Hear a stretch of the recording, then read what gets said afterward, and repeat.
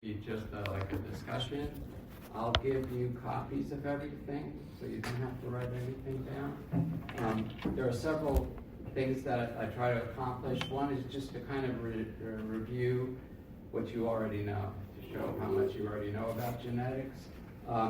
Second is to highlight some areas that you'll have more detailed lectures about later in the course, and give you sort of a head start there. And then the third thing is to kind of point out some of the concepts that are very frequently on prelim exams. Okay. So if we get through those three, that's good. Must be some technical issues.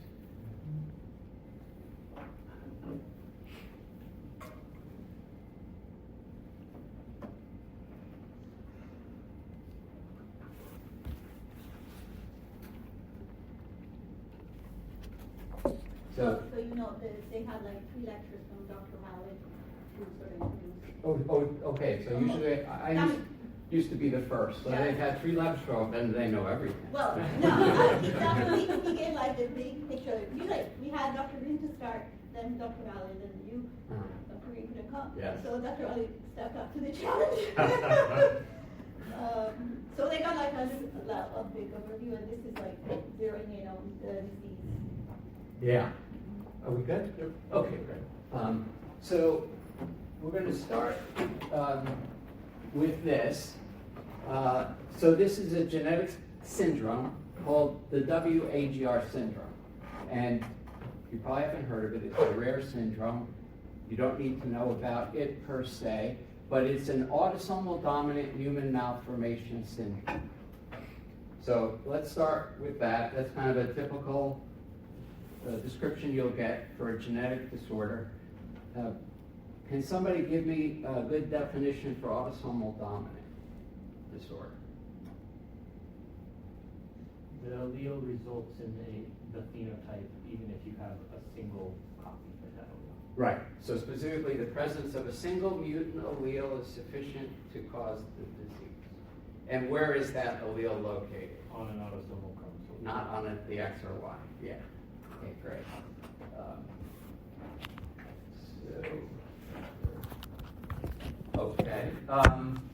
Okay, how about a syndrome?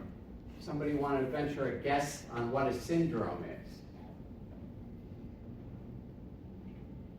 Ladies, any ideas? Does Please. it have to do with like a set of phenotypes or a set of symptoms that comes about as a result? Yes. And what is it about those that make it a syndrome? Are they related by some of them by a singular cause? Right, well that's, yeah, and so as a result, they're present together more often than would be predicted by their individual frequencies, right? So they're seen together, and that implies that there's some sort of unifying cause. Yeah. So that's a syndrome. So in other words, if you just have one thing wrong, it's usually not considered a syndrome. You got to have something else. Okay. And as you'll see, that's not uncommon. All right. So you'll hear the names of a lot of syndromes. Some of them will be acronyms. Some will be eponyms. What is WAGR?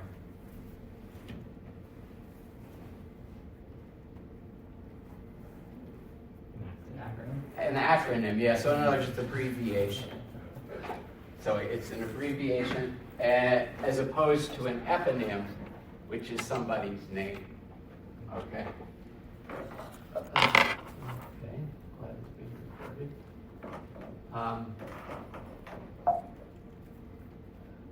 All right. Good. So it's an acronym, meaning every one of those letters stands for something. The W is Wilms tumor. There's your eponym. So Wilms tumor is a tumor of the kidney, what's known as an embryonal malignancy, which means it's present soon after birth, in contrast to most cancers. So patients with this syndrome, that's sort of the highlight feature. They also have this very interesting phenotype where the colored part of the eye is either malformed or absent, and that's called aniridia, when you like the iris.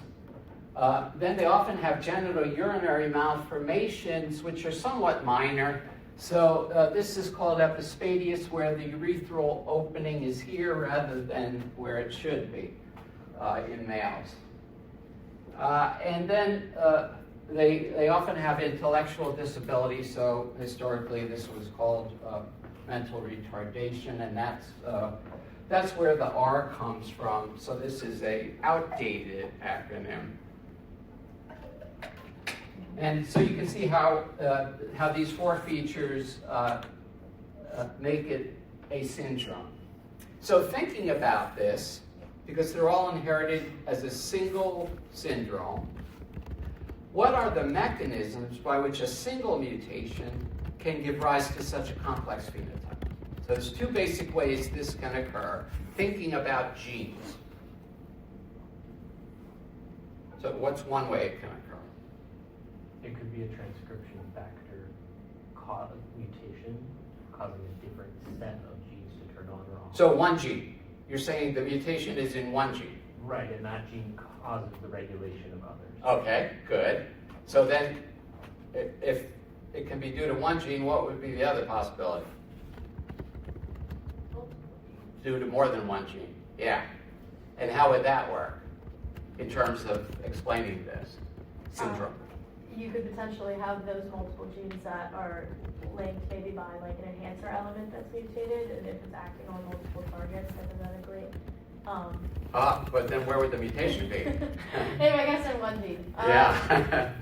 So what's the other way that it could be? Could it also be the result of like a mutation in a like DNA damage pathway or something? So that other mutations spawn as a result? Sure, but that's still a mutation in one gene initially, right? The thing is an autosomal dominant pattern, one gene only? Somebody said linked. We're close. Yeah. I like that. So just thinking about, you have multiple phenotypes, multiple genes, how would that occur? If they're consistently inherited together? Well, a mutation is, but the question is, what's the mutation in that case? You could have a large scale deletion. Yes. of number of Yes. variants. So there's a big deletion, there are multiple genes within that deletion, and those multiple genes contribute to the multiple aspects of the phenotype. What's that called? Contiguous gene syndrome. Just means the genes are next to one another, okay? And the phenotype is due to the deletion of all of them. Okay, so in answer to your question, no, autosomal dominant does not mean a single gene. It can mean many genes, okay? Because again, as we defined it, it was the allele, right? The mutant allele only has to be present in one copy for the disease to manifest. Okay, so those are the two possibilities. It could be one gene, it could be more than one gene. That's pretty easy to understand. So here's an interesting fact about congenital anomalies of the kidneys and the urinary tract. Because I told you they have genital urinary malformations in the WAGR syndrome. So there are 40 monogenic causes of this that are known, and 153 monogenic causes of this in concert with other findings, so within the context of a syndrome. All right, so let's go back a step. So we said a single gene could result in multiple phenotypic manifestations. There's a name for that. Does anybody know what it is? Pleiotropy? Yeah, pleiotropy, however you wish to pronounce it. Okay, and what does this factoid tell you about pleiotropy?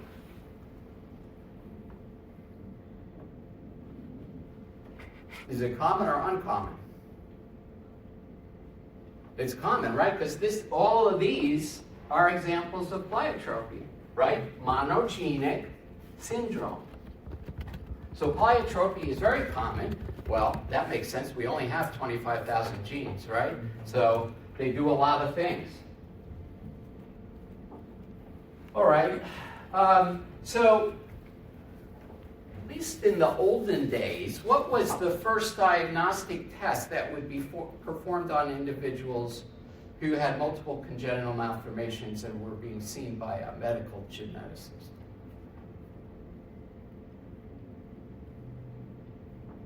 Pedigree. Well, pedigree is part of the history. So I'm thinking about a laboratory test. Pedigree is absolutely right. That's number one. Maybe a whole exome? Oh, whole exome? So let's say before that became available. Karyotype? Karyotype. Yeah. What's a karyotype? You have to really carefully observe all the chromosomes spread out during cell division and count them and make sure that there's. Yeah. Make sure they're all there and they're formed properly. So this is an example of a karyotype. Is this from a male or a female? Female. It's from a female, yes. You see there are 2 X chromosomes and no Y chromosome.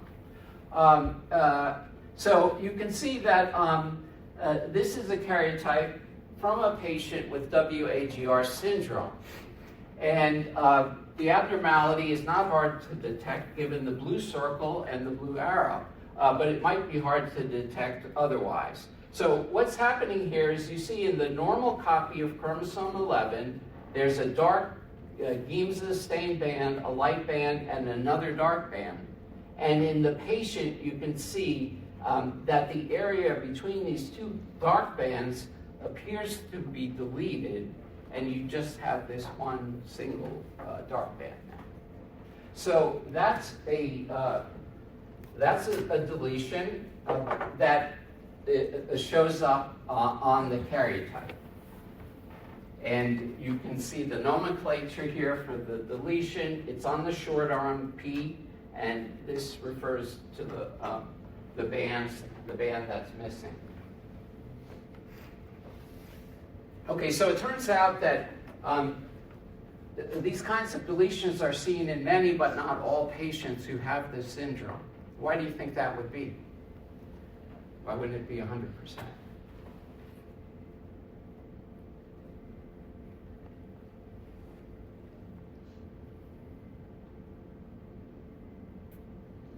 Think about what limited resolution you have here, right, in terms of these dark and light bands, right? So you could imagine if, and also how stretched out the chromosomes are, right?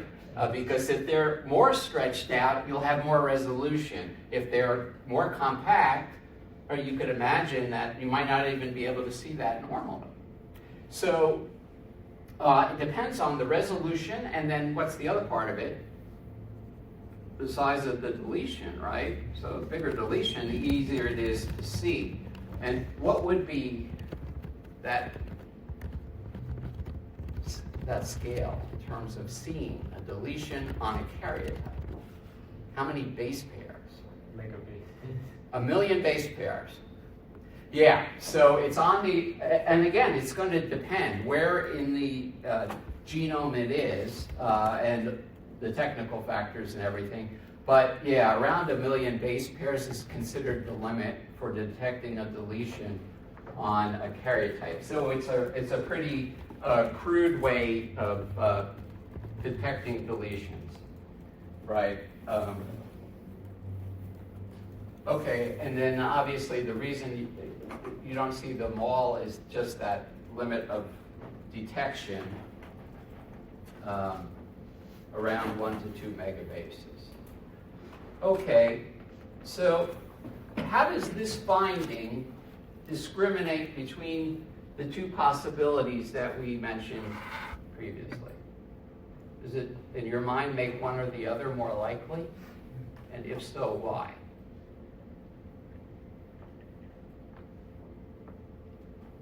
I would say it makes a contiguous syndrome more likely because it's pretty unlikely that you happen to see a 1 to 2 megabase window that just happened to only have one gene. Oh, so we think that a 1 megabase window would only have one gene. No, he said unlikely. Oh, it would be unlikely to Unlikely. have only one gene. Do we know of any genes that are greater than 1 megabase? Like what? Isn't, I never remember the name, the muscle gene. DMD. Yeah. The gene that's mutated in Duchenne muscular dystrophy is over 2 megabases. That's right.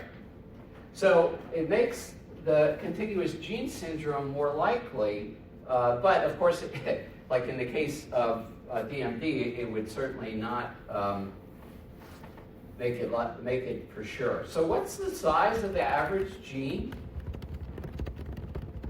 I gave 3 log scale choices there. What's the guess? Who says 2.7? No, too small. 27? No? Yes, maybe. Okay. How about 207? All right. So Goldilocks says it's 27. That was the conclusion of the Human Genome Project. The average gene size was 27 kilobases, but there's a very large variation there. And as we mentioned, in the case of the DMD gene, which is 2.5 megabases, you could have a gene deletion that was entirely within the limits of the gene. Okay, so if you had a whole bunch of patients with the syndrome,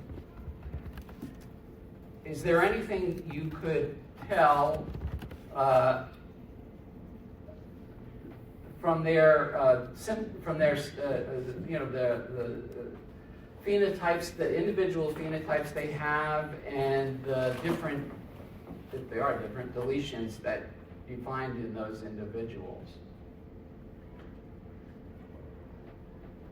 Let's say not everybody has all 4 of the phenotypic manifestations. What would that make you think? If somebody only had W, A, and R. So it would push you toward the multiple gene hypothesis, and their deletion would not cover all 4 of the genes. It might only cover 3. Yeah, so sort of mapping the deletions also helps you, of course, localize the area to see if you can get down below, this resolution of the karyotype by sort of, mapping out the deletions across the genome in the different patients, and then looking for the smallest region of overlap, right? Which is the part that they all have deleted, and implies that it's the deletion of that region that's critical for the phenotype. So that's sort of what was done here, to try to get as many patients as possible, map the deletion, and try to figure out what was in the deletion interval that was common to all the patients who were studied.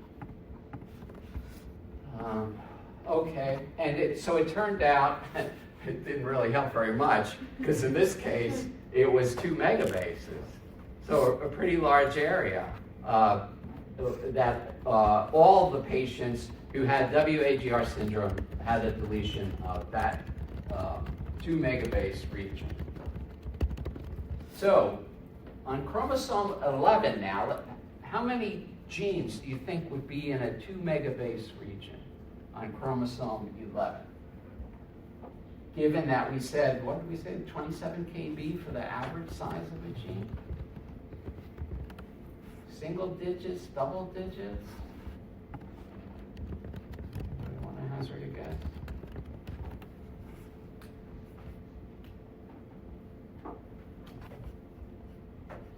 Well, let's see.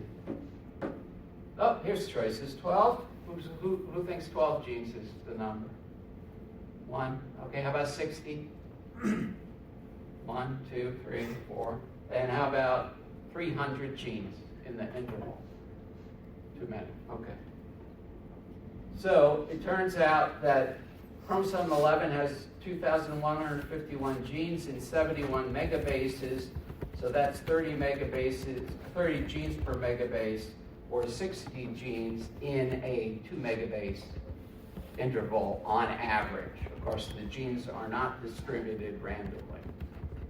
They're not spread out equally across the chromosomes. Okay, so the answer is a lot of genes could be in that 2 megabase region. And again, we're thinking here before there was the human genome sequence, right? So we couldn't just say, here are the genes. Okay, so part of this is a predisposition to cancer. And we're thinking that the allele, in this allele, there's a deletion of a gene. So how would a germline deletion cause a predisposition to cancer? How would that work? Like Carter mentioned earlier, it could be a DNA repair gene, and so during replication, it's not correcting, doing the error correction. Mhm. So there's higher levels of mutation. Right, so the function of the gene prevents the development of a tumor. In this case, by repairing DNA mutations, but also there could be many other ways, inhibiting cell cycle, that sort of thing. Yeah. Okay, so, and these genes that suppress tumor development, what are they called? Tumor suppressors, yes. Yeah. Okay, so if we're thinking that there might be a tumor suppressor, we have some patient who has developed a tumor and is found to have a deletion on the karyotype. What are the clues that somebody might have a deletion of a tumor suppressor gene in terms of the features of their tumor? So, please. So they might be across like different tissue types that you wouldn't necessarily. It could be across different tissue types. Yeah, it's it's funny, the tumor suppressors that are known, you say, where did the tumors form? And why is that? It doesn't make a lot of sense, actually. But they usually are in multiple tissues. But why it's only in those tissues, because they're usually genes that are expressed everywhere. So, it's a pretty tricky business. Okay, so if somebody's got a gene that predisposes to a tumor, do you think that compared to the general population, they would have onset of their tumor earlier, later, or the same? Earlier, right? Because they already have one mutation in the germline, right? That's present in every cell.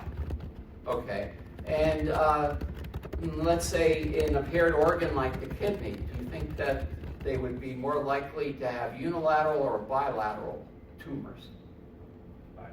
Bilateral, right? Because again, the first hit is already there, so now they only need one hit, right? Whereas most people, they need a mutation in the same gene in the same cell, right? So, yeah, so that's going to be a very rare event. But if you already have one mutation in every cell, then the chance that one of those cells will get another mutation in the other allele is finite, right? It's very likely in an organ with billions of cells, right, that you'll get a spontaneous mutation in that gene in the other allele. So, please. You just mentioned a couple minutes ago about like the surprising nature of like which tissues are, I guess, having tumors. Is that tissues that have more active cell division, like the epithelial lining, for example? Yeah, Is that what they see? you would think. That's a great question, and I think the answer is no, though. Like retinoblastoma or these, it's like, Yeah. I mean, they have some other things, but the major one is kind of curious.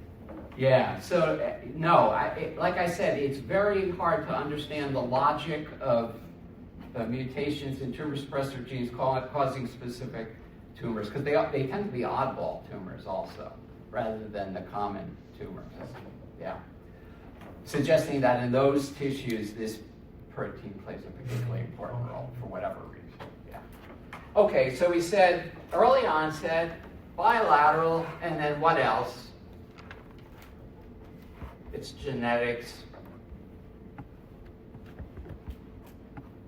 Inherited. Yeah, so there's other affected family members often, right, with the same tumor. So you see those three things and you think tumor suppressor. Okay? Yeah. All right, so it's a curious thing though, right? Because we said that this is an autosomal dominant syndrome, right? Yeah. And then we're saying we got to get rid of 2 copies of the gene. So be straight about this. The syndrome, the phenotype in the syndrome is predisposition to cancer. Predisposition. That means they're much more likely to get that tumor than anyone else. The actual development of the tumor requires both alleles to be inactivated, okay? And again, remember, inheritance, that's people, right? And what's inherited is the predisposition, not the cancer itself. Although again, like I said, the likelihood of developing the cancer in these individuals is very high. Okay. So, and you'll hear more about that whole area later in the course from Bert Vogelstein, I imagine. Yep. All right, so yeah, so here's the math again in terms of why you see the cancer so much more likely in individuals who have a germline mutation. Okay, so we covered all that. All right, so as they went after the genes in the WAGR syndrome within this 2 megabase region, they found a gene within the region that was particularly important for Wilms tumor. So how do you think they found it? Keeping in mind that most patients who have Wilms tumor don't have the WAGR syndrome. They can repeat what they did with WAGR with just Wilms tumor patients. Uh-huh. And try and narrow it down. Well, do you think the Wilms tumor patients have deletions? Not as often. So how then do you look for functional loss of a gene, right, as opposed to a big deletion? Functional mutation, or mutations affecting the function. Yeah, well, so again, before the genome sequence was available, and now it's just simply you sequence the genome, there it is, right? So before this, what we had to do was look at polymorphisms in the candidate gene, and then ask, and find one where the individual is heterozygous for the polymorphism in the germline, and then ask, is the individual heterozygous for the polymorphism in the tumor? And if the patient is not, if there's only one allele, what does it mean in the tumor? That it's not part of the greater syndrome. No, it means that one of the alleles was deleted in the tumor, right? So think of it this way. One allele has a mutation that inactivates it, so it's still there. The other one deletes it, right? So again, you're specifically looking for those types. That doesn't mean it's going to be present in every patient, right? Because it's just as likely the patient could have 2 inactivating mutations, right, that don't result in loss of the gene. But finding some patients who have it, that is a clue that that's the gene. And since you have many more patients with isolated Wilms tumor, you have many more tumors to analyze than you do from patients with WAGR syndrome, who are as rare as hen's teeth, right? So that's the process that led to the identification of this gene, was finding loss of heterozygosity for the gene in patients who had, in Wilms tumors, right? In the tumor tissue itself. Okay. Would you do that through PCR and gel electrophoresis or through Sanger sequencing? What was the type No, of it was test? just isolating genomic DNA and doing restriction enzyme analysis. Yeah, And again, finding a polymorphism first, right? Some enzyme where there was a polymorphism, and then doing the blot with DNA from the tumor compared to the germline, the skin or wherever it was. Okay, so that's what they did. They found this gene. They called it WT1, Wilms tumor 1. It's a good name. And it had 9 exons and covered about 50 kilobases. So pretty typical average gene.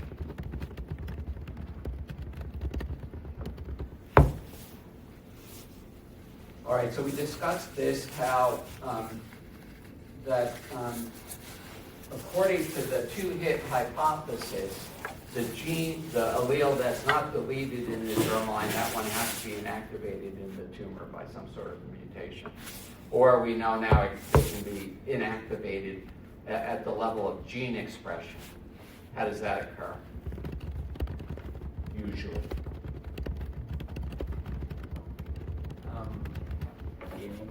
DNA methylation, yeah.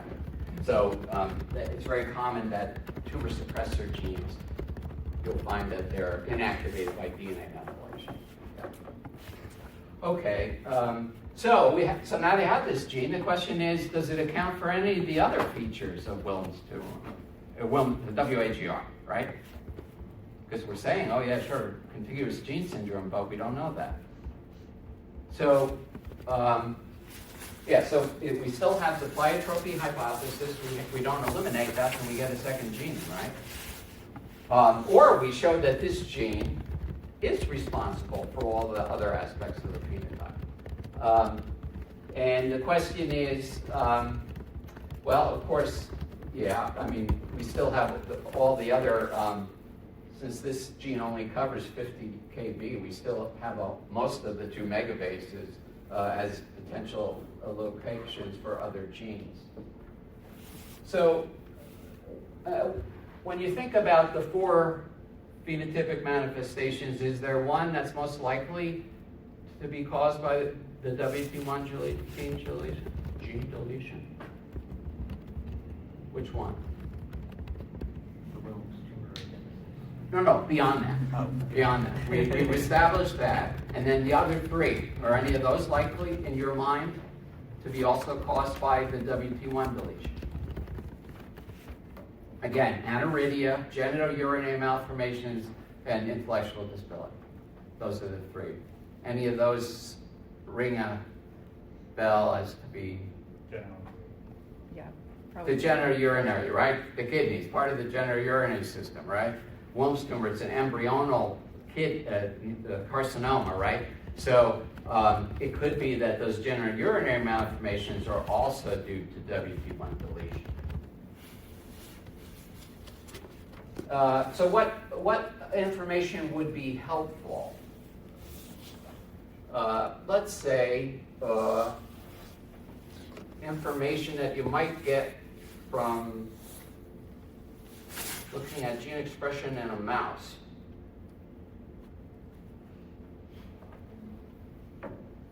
Maybe like the tissues in which the WT1 is active. Right.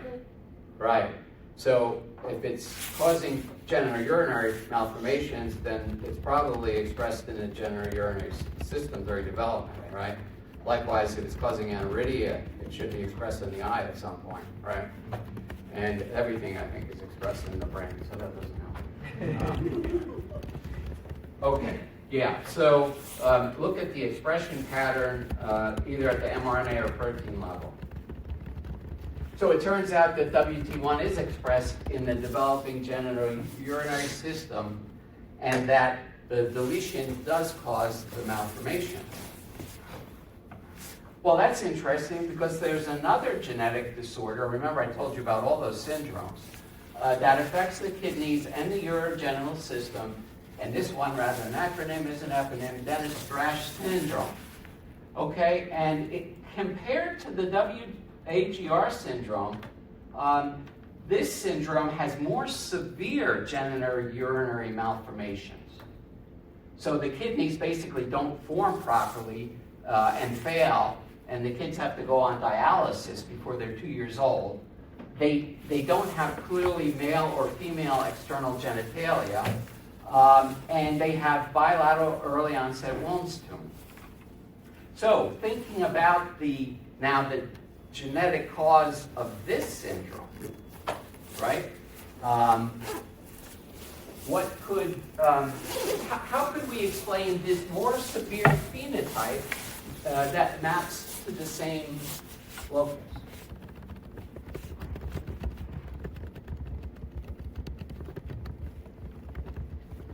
Remember, I haven't told you the inheritance pattern of this yet.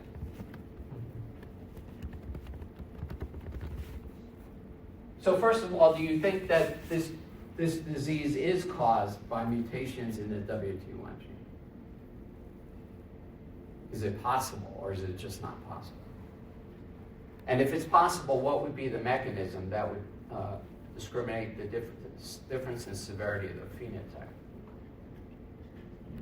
I would think if it's possible, then both alleles would have to be deleted as opposed to losing heterogeneity. Right, so it makes sense, right? If you delete both alleles, you're going to have a much more severe phenotype than if you delete only one allele, right? And yeah, that's usually referred to like as gene dosage effect, right? Yeah, so that's certainly a possibility. And if that's true, then what should be the inheritance pattern of the Dennis-Strash syndrome? Or recessive, sorry. By definition, right? If you have to have both alleles mutated, that's a recessive, right? By definition. Yeah. Can you have dominant and recessive phenotypes in the same gene? Sure. Yeah, you can. Okay, so we think that this is caused, since there's the similarity with the tumor suppressor, the Wilms tumor and the malformations, but they're more severe. We think it's in the WT1 locus. Okay, so we think it's recessive. Do you think it would make any difference what kind of a mutation it was?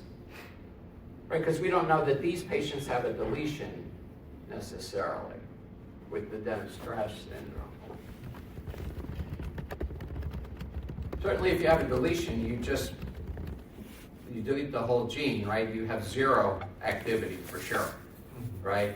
Any kind of a point mutation, you probably won't have zero. You'll have something greater than zero. Which might suggest it's a point mutation if the parents are going to pass it on. Right. Right. Neither of whom has Wilms tumor, presumably. Or any of these. Survived it long enough. Yeah. Not to mention that these affected individuals obviously are not going to reproduce, right? Mhm. Yeah. Okay. So we think, yeah. So we think that the recessive inheritance makes a lot of sense, that two defective copies could cause a more severe phenotype. What if I told you, though, that new cases of Dennis-Strash syndrome were associated with increased paternal age? Then what would you think? So this, again, a child, neither parent has the disease, but the father is older than the average father at the time of conception. What does that make you think? What happens in males that doesn't happen in females with regards to germ cell production? Spermatogenesis is continuous throughout the lifetime, whereas women are already born with their eggs. Right. So what does that imply with regard to the effect of, or the presence of mutations in male germ cells? It would be more frequent. Right? So the older the male, the more likely it is that one of his germ cell stem cells, right, would have sustained a mutation in any given gene. And if it's a dominant disorder, then it's uncovered immediately, right? If it's a recessive, well, then that individual would have to be carrying a copy of this rare allele as well as sustaining a mutation, a rare mutation, right? Question? Would that necessarily, it doesn't necessarily prove, though, whether it's dominant or recessive, because de novo cases of almost any syndrome, if they are the result of mutation, should increase with paternal age, right?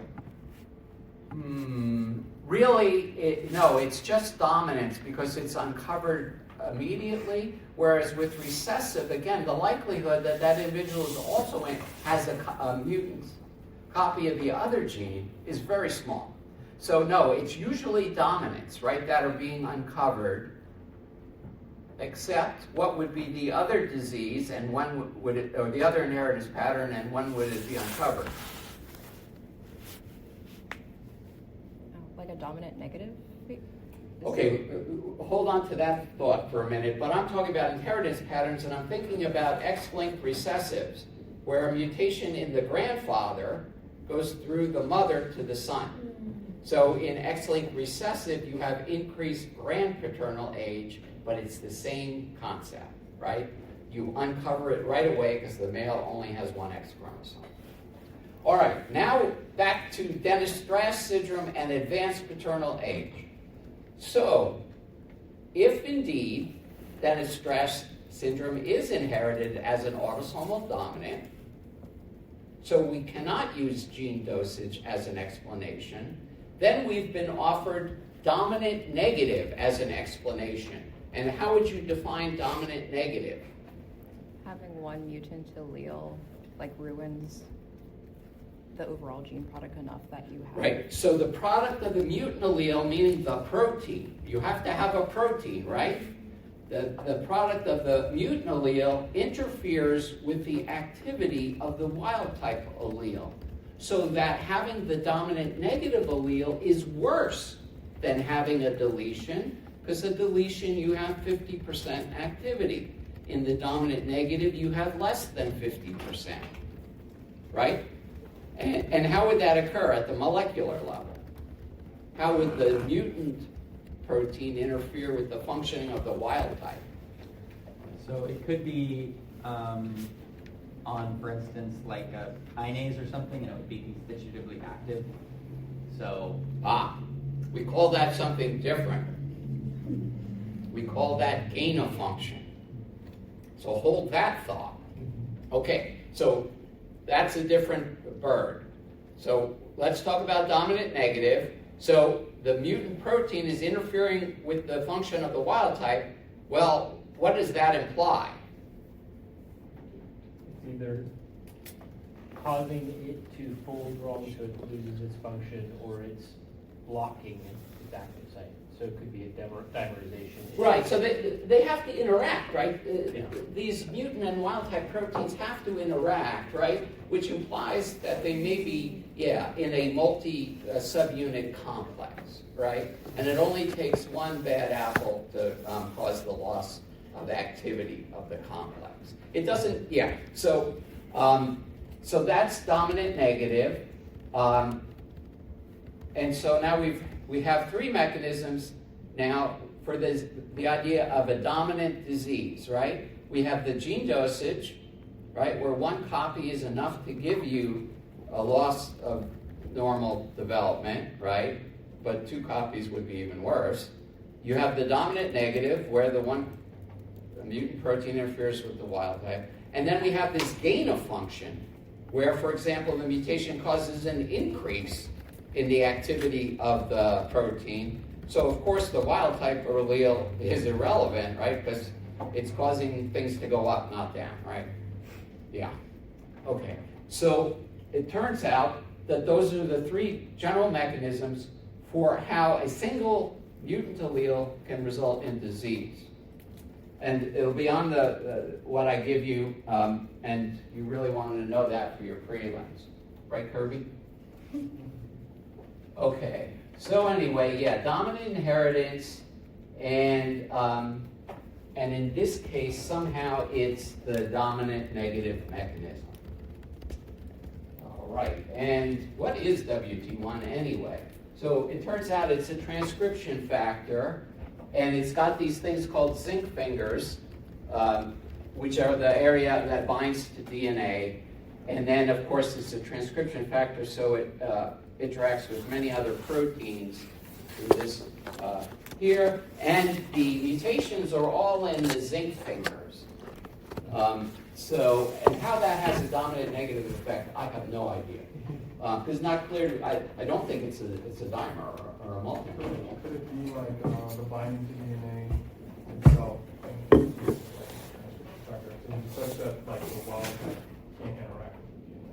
Yeah, that's certainly possible, or it might interact in some way better with some other factors, right? Competitive. Right, so it's tying up all those factors because it can't bind to DNA, but it can still interact with other factors, and maybe because it's not binding to DNA anymore, it can bind to the other factors even better, right?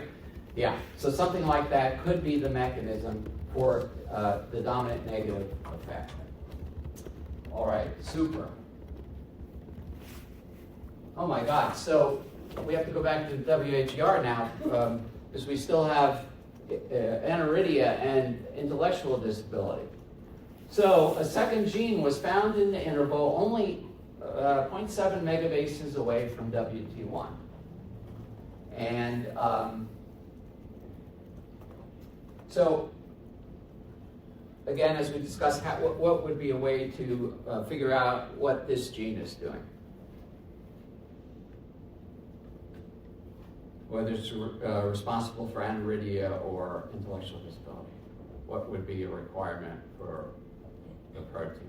See where there's gene expression. Yeah, see if it's expressed in either of those places. And it turns out, yes, this guy is expressed in the developing eye.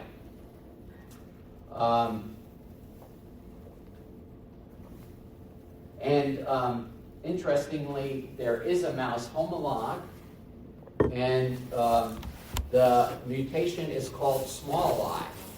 Guess why? Small eyes. The animals have small eyes, yeah. Okay, so that's interesting, isn't it? And this is another transcription factor called PAX6. And it turns out that the mouse and human homologs are completely identical at the amino acid level. The mouse small eye, it's developmental malformation of the eye and is caused by mutations in this gene. Again, in the mice, it's mostly point mutations, I think. Okay, so how would you determine the inheritance of the small eye phenotype in mice? You have at your disposal one small eye mouse. What's the first thing you do with that mouse? You're a geneticist. You breed it to a wild type mouse, yes. Then what do you have? You have F1 mice, right? And what are the possible phenotypes of the F1 mice? Two.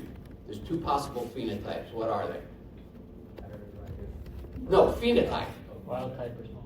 Wild type or small eye. Okay. Let's say they're small eye. Let's say half of them are small eye. Do we know the inheritance pattern? What is it? Autosomal dominant. What if they're all wild type? Then what will you do next?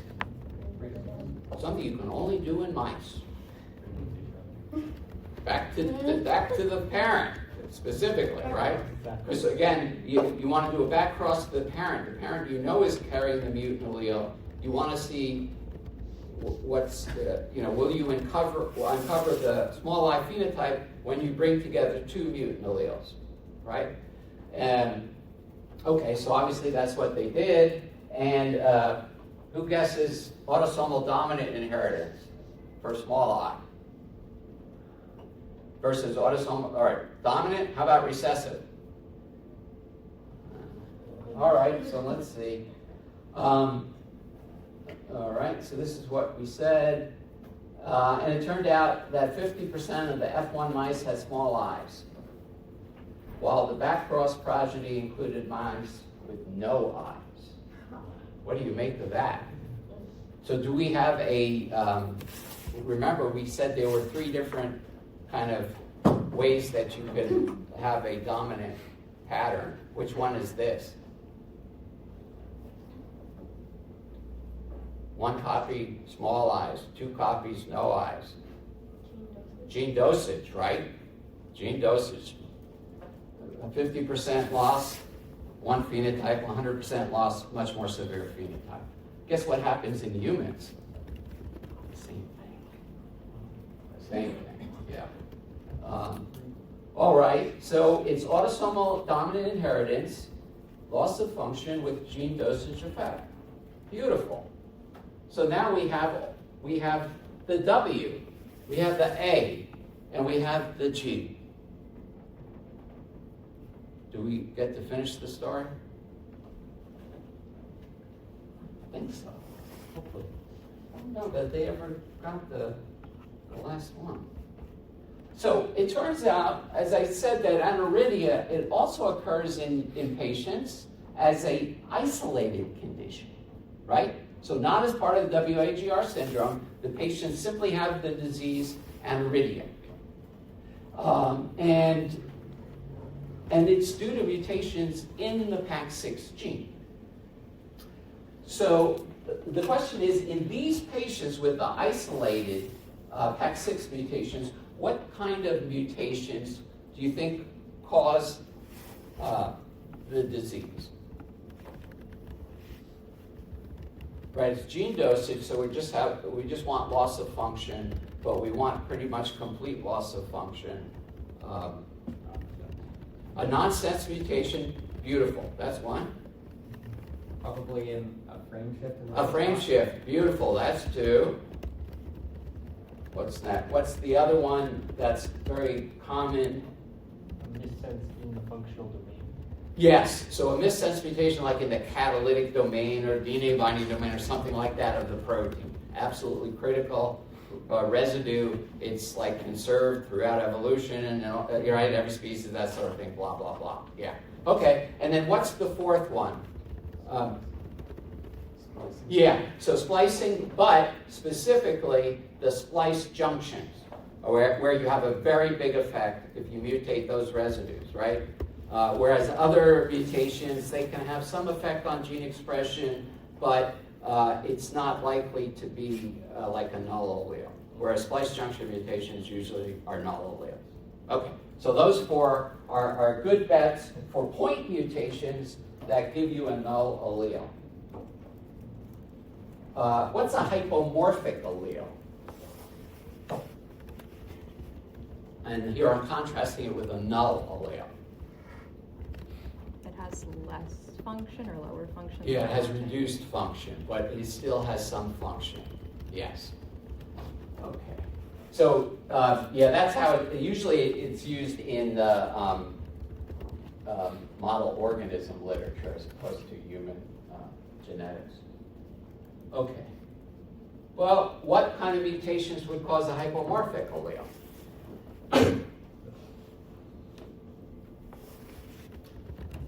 Is it possible that a synonymous mutation, but that affects the protein turnover, could lead to a hypomorphic allele? Hold on. A synonymous mutation meaning a nucleotide substitution that does not change the amino acid sequence. Mm-hmm. And that would do what? Isn't it at least we were talking in one of the lectures that this could potentially cause the protein turnover during translation to... Oh, during it might inhibit translation. Mm-hmm. Okay, sure. So, yes, it could inhibit translation. No, but you don't call that turnover? No, that's not turnover. That's just the rate of translation, right? So you could impair the rate of translation with a mutation. Of course, it would have to be in the coding sequence of the RNA.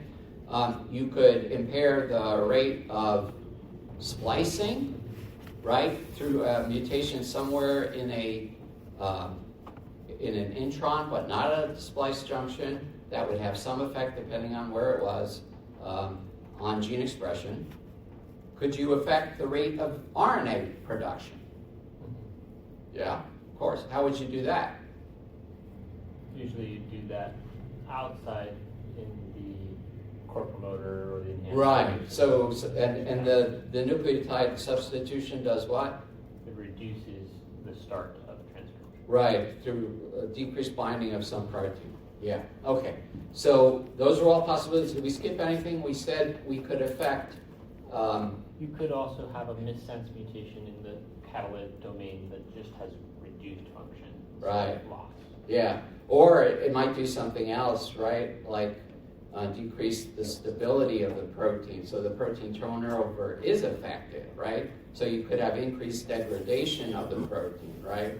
So its half-life might change, from 12 hours to 10 hours or something like that, based on a missense mutation. Yeah, so you can imagine all through the different levels of gene expression, you could have point mutations that would result in a hypomorphic allele. And those might not even be sufficient to cause disease, even in the homozygous state, right? But they might, for example, predispose to disease in combination with some other variants. Okay, great. Questions? Okay, good. All right, here's another genetic syndrome that we have two different large families. They both have this genetic syndrome. But in one family, the phenotype was linked to markers on chromosome 15, and in the other family, chromosome 19. So what's that called? Locus heterozygous? Genetic heterogeneity, right? So it means that there can be mutations at two different loci that give you the same phenotype. Yeah. So, and then how, so linkage, we just are looking, again, before sequencing was available, we had DNA variants across the genome, and we would look for inheritance of variants with the disease phenotype through multiple generations in the family, and establish an association where we thought that the mutation was linked to a certain place on a certain chromosome.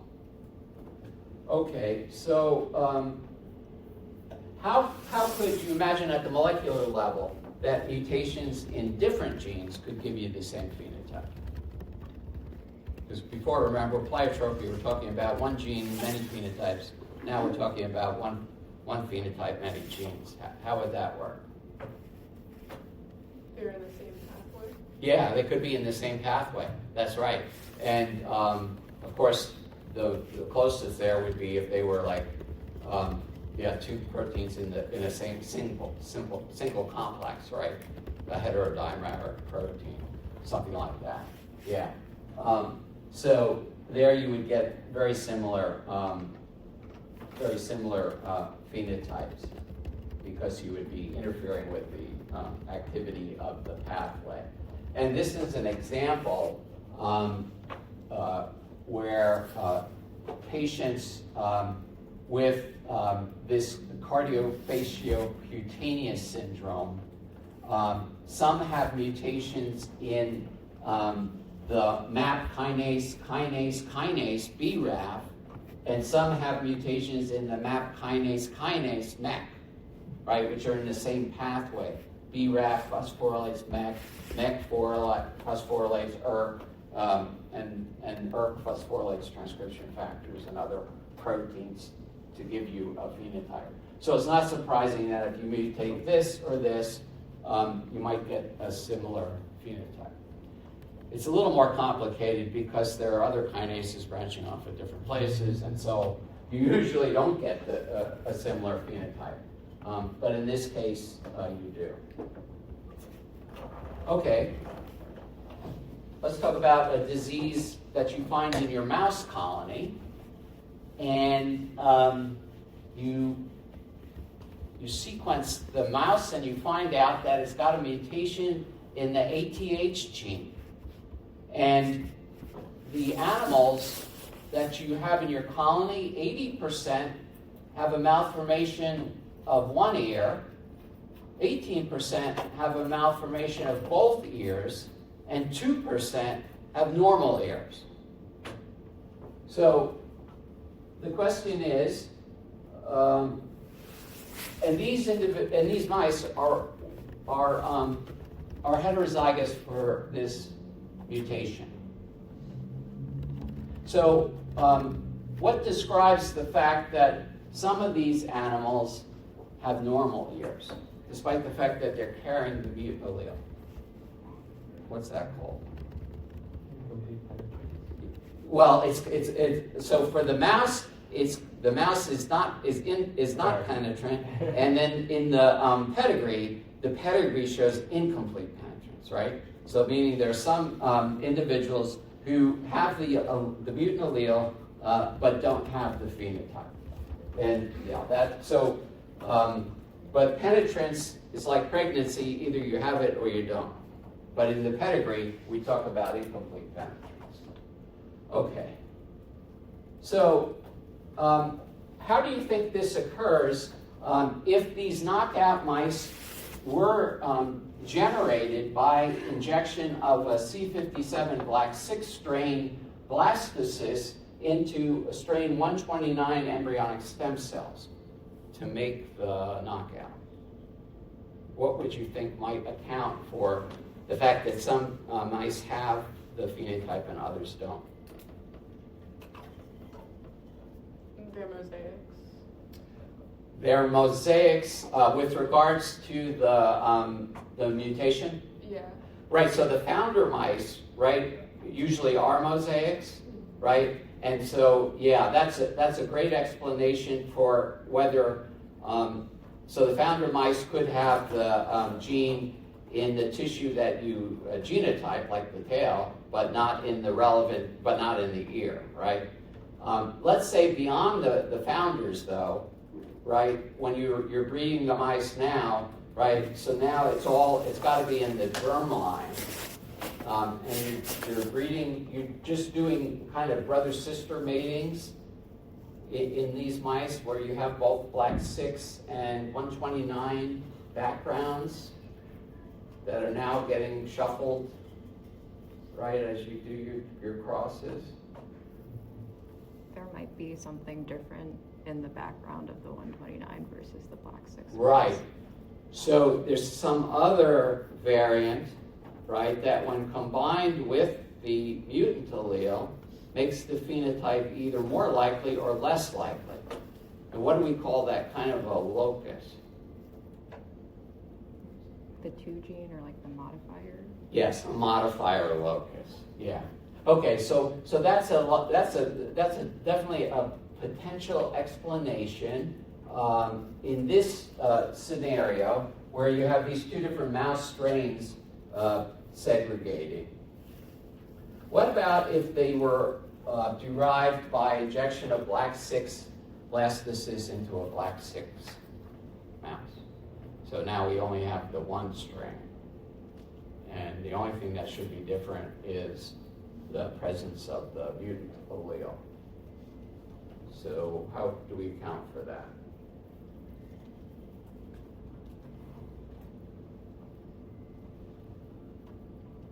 And again, this is like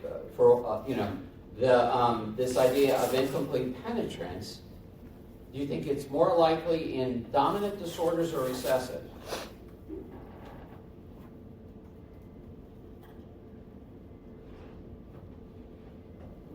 Any guess? Would it be dominant? Yeah, it's dominant because you have the wild type allele there, right? Recessives, you just got 2 mutant alleles. You don't have much to work with. But the dominance, you have the wild type allele. And the other thing to think about, of course, is it's not just like whether you have the phenotype or not. In individual animals, right, you could have one side of the body affected but not the other side. So how does that work? And that's very common for genetic disorders, malformation syndromes. They may only affect one or the other side of the body. Sometimes it's both sides, and sometimes it's neither. Right? So you have not only the incomplete penetrance, but you have what's called variable expressivity, right? Meaning that the severity of the phenotype can vary in different individuals carrying that same mutant allele, right? Yeah, so how does that work? So the way I like to think about this is that because you have the wild type allele still,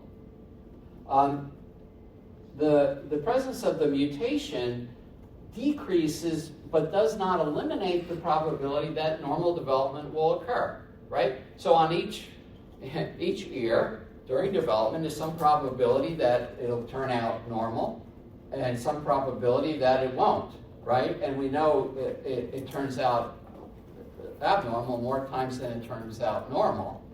But still, there's a possibility for normal development. And again, this is seen in many dominant conditions, and again, usually where there's gene dosage effect, right? Saying that, yeah, it's that wild type allele is still having a big effect. But it's sort of on a borderline where things may go normally, but probably won't. All right, we already discussed that. How about this one? A child with a congenital malformation has a 1 kb deletion and is located more than 1 megabase from the nearest gene. Do we believe that that 1 kb deletion has anything to do with this individual's congenital malformation? Do you think so? How would you explain it? Is it possible that it's an enhancer region? Yep, it's possible that's an enhancer region. They can be very far away from the gene, and of course when they're deleted, they affect the expression of the gene, right? So this would, of course, have to be a gene dosage, loss of function type mechanism. Yeah. And that's been seen with patients with aniridia. Some of them have deletions megabases away from the gene. Yeah. Okay. So how do you think they found the deletion? We're in present day now. We're no longer in the dark ages. Sequence it.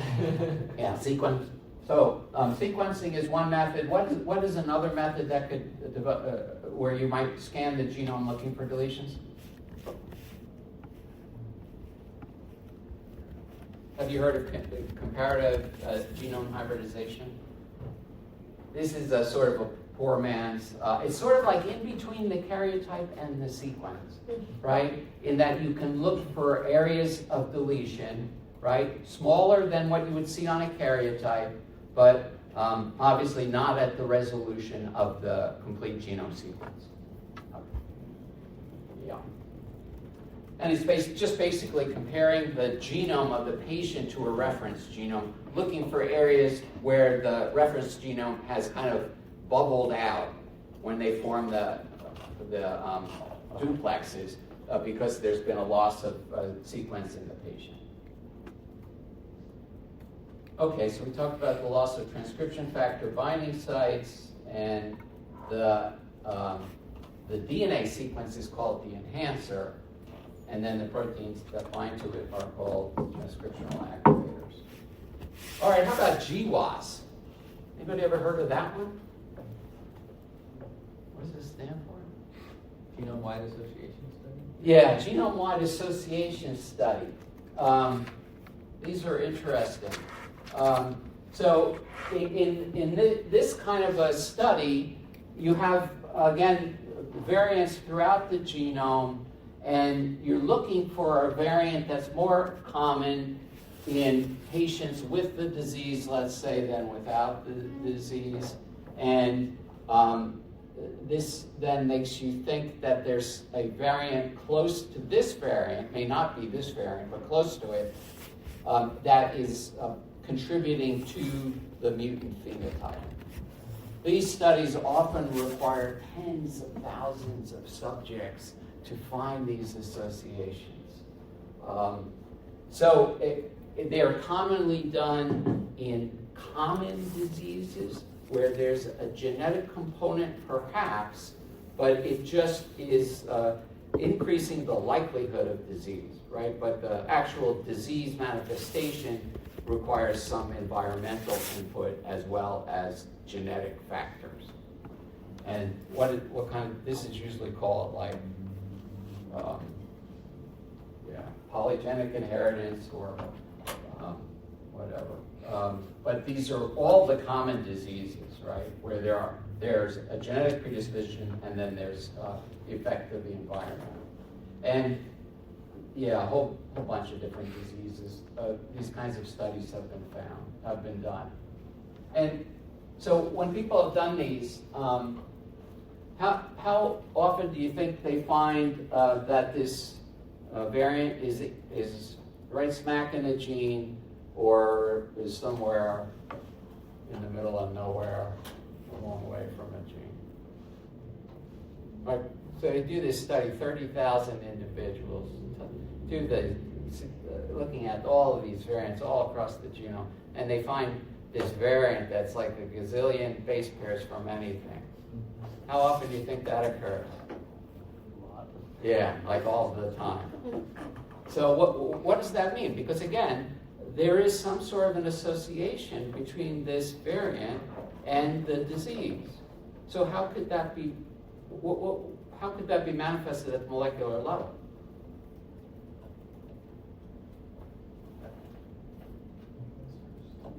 It's the same thing, right? Yeah. So we know that there are regulatory sequences that are very far removed from coding sequences, and these can have very powerful effects.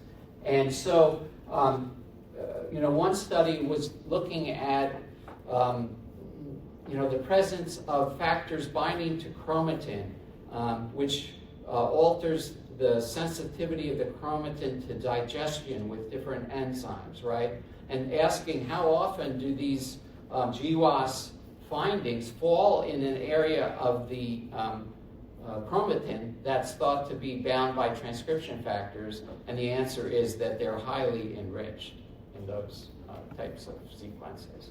So probably that's what most of these are doing. And again, that means that they're affecting the level of expression, maybe only in one tissue at one time. They're having some effect, right? But we know that, with transcription, it's many factors. It's a combinatorial effect. So you can imagine it's just having it's a partial effect on the expression of the gene that may tip the balance under circumstances where you have other alleles that might influence the expression of that gene or other genes in the same pathway. And then you have some adverse environmental factor that would contribute as well. Okay, wow. That's it. Any questions about any of that? So like I said, I'll give you a copy of this through your TX, and you'll have it. The next session on Wednesday, we'll have fun. We'll go over pedigrees, okay? Because guaranteed you'll get a pedigree on your comprehensive exam. So we'll go over those and have fun with pedigrees. And if anybody has any questions, just as you think over the lecture or our discussion, just bring it up at the beginning of the next session. Okay, and then we have papers. That are also fun because we have genetic disorders and we have treatments for genetic disorders, which is what makes genetics now a lot more fun than it used to be. Okay, thanks everybody. Did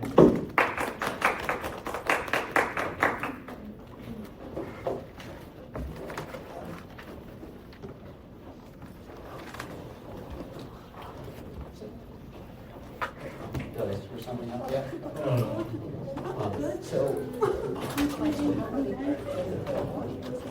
So they got the screen.